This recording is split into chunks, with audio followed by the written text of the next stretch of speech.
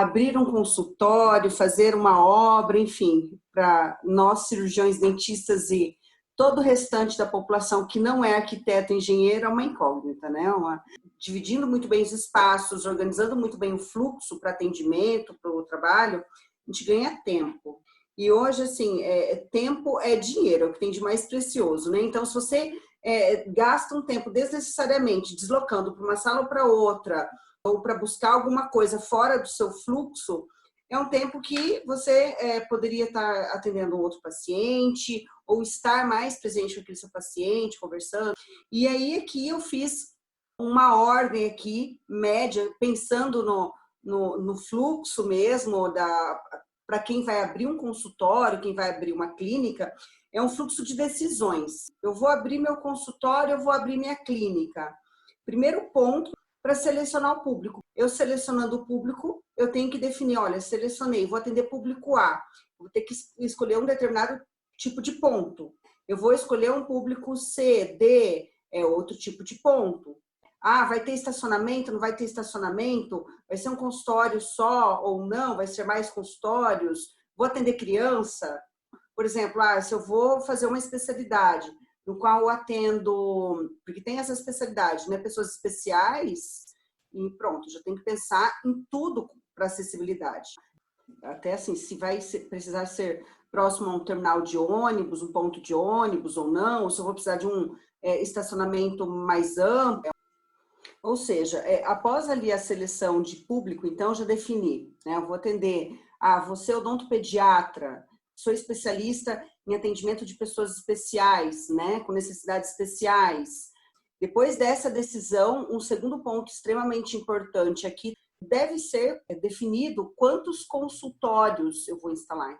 Quando a gente fala de consultórios ali de equipamentos, porque existe uma metragem mínima para consultório, que a vigilância ali, as normas solicita, né? Existe uma série de coisas, se é mais de um consultório numa mesma sala é uma metragem, se é um consultório todos individuais é outra metragem, e isso vai influenciar também tanto na escolha de ponto, que é o que a gente estava falando aqui, porque, poxa, se eu penso ali em colocar 3 consultórios, eu já não posso alugar uma salinha de 30 metros quadrados, porque não vai caber, você tem que ter uma recepção, isso, aquilo.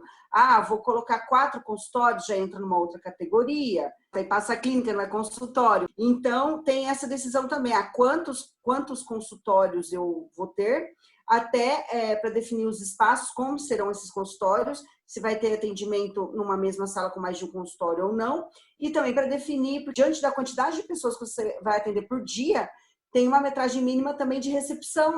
Sim, até porque que altera a categoria de consultório para clínica acima de 3 equipamentos, não vai influenciar somente no tamanho, então eu tenho que ter X salas. Mas a gente entra ali na parte de esterilização, expurgo, e outra, definir assim, não necessariamente, olha, eu vou então definir, eu vou ter mais de 3 consultórios, já vou adquirir os 3 equipamentos.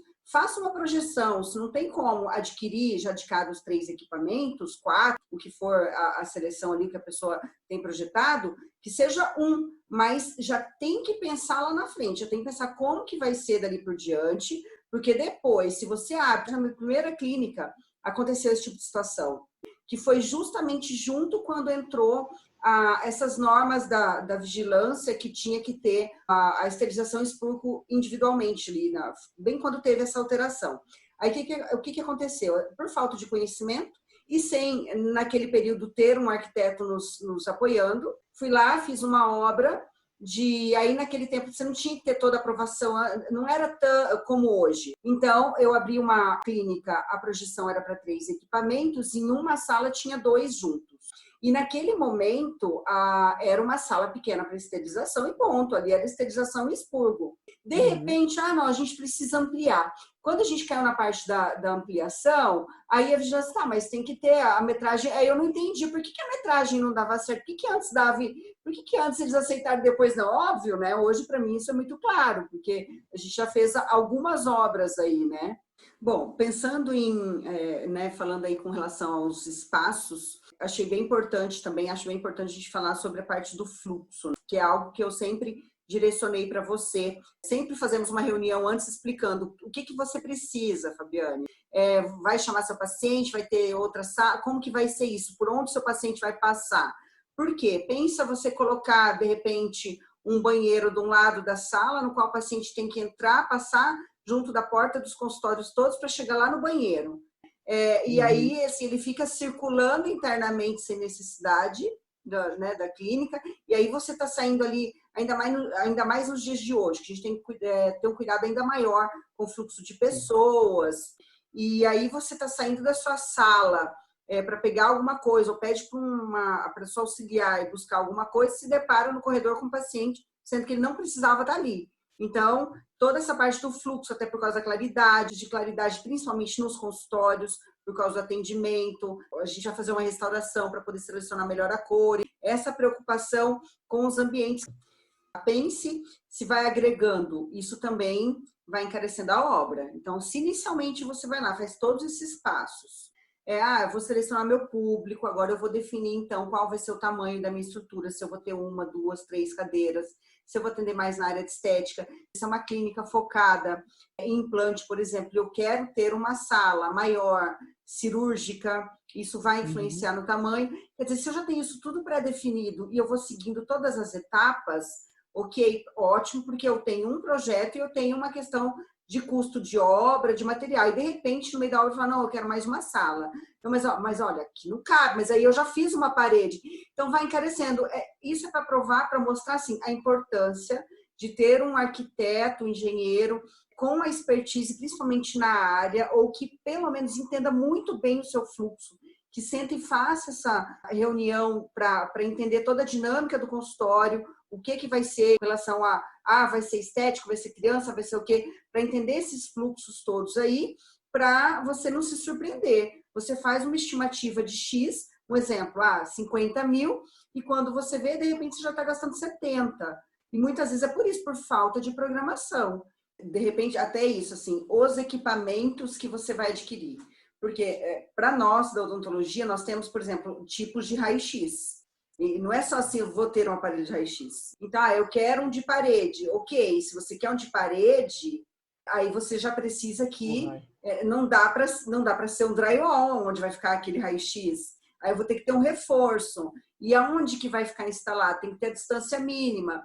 E aí vai fazendo, vai comprando e depois entrega lá, sei lá quanto tempo, e demora, né? Demora pelo menos 60 dias para entregar os equipamentos ali. E aí chega, você se depara com a situação que você não planejou, você não falou aquilo para o seu arquiteto, ou você fez por conta a obra e não se deu conta disso. E depois, dentro da nossa área, hoje você tem que aprovar lá na vigilância e tem que estar tudo especificado. Aí, se você não contratou o engenheiro, o arquiteto, para fazer toda essa projeção, todo esse desenho e esse detalhamento que você está falando, você vai ter que pagar depois. E aí o arquiteto vai falar assim, não fui eu que fiz essa obra, não sei como está isso aqui, vou assinar por esse projeto. Ou seja, aí vai poder, às vezes, cobrar até mais caro, vai ter que fazer algumas adaptações, porque não está de acordo com os tamanhos, enfim, as coisas ali solicitadas. Então, aí entra de novo a história, né, do barato sai caro. Então, às vezes, as pessoas ficam com essa sensação de, não, é só quem pode, só quem ganha mais, sei lá, quem tem mais faturamento, não é bem isso. A importância de tudo isso. Então, não é só porque eu quero aquela cadeira de tal estilo em tal lugar, não é isso. Então, tem todas essas outras questões, e as pessoas têm essa imagem aí errada sobre a contratação desse tipo de serviço.